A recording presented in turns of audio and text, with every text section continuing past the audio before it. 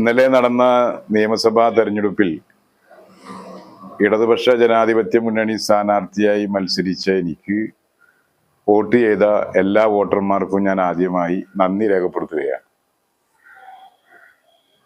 മികച്ച വിജയം ഇടതുപക്ഷ ജനാധിപത്യ മുന്നണി നേടും എന്ന് തന്നെയാണ് കണക്കുകൾ വ്യക്തമാക്കുന്നത്. തീർച്ചയായും ഇടതുപക്ഷ ജനാധിപത്യ മുന്നണി നല്ല വിജയം നേടുന്ന തരത്തിലുള്ള പ്രവർത്തനങ്ങളും അതുപോലെ തന്നെ അതിൻ്റെതായ അനുഭവങ്ങളുമാണ് താഴെ തലവാരത്തിൽ നിന്ന് ലഭിച്ചുകൊണ്ടിരിക്കുന്നത്. മികച്ച വിജയം നേടുന്നതിന് വേണ്ടി പ്രവർത്തിച്ച എല്ലാവരോടും നന്ദി പറയുന്നു.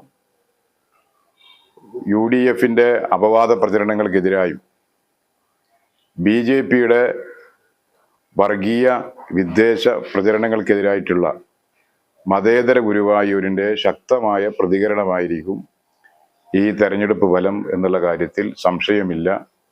മികച്ച വിജയം നേടുന്ന തരത്തിൽ പ്രവർത്തിച്ച എല്ലാവരോടും ഇടതുപക്ഷ മുന്നണിയുടെ സ്ഥാനാർത്ഥി എന്ന നിലയിൽ ഞാൻ നന്ദി രേഖപ്പെടുത്തുന്നു.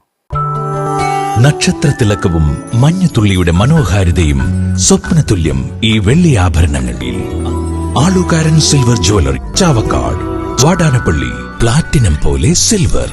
ഗുരുവായൂർ മണ്ഡലത്തിലെ നാട്ടുവാർത്തകളുമായി സർക്കിൾ ലൈവ് ന്യൂസ്.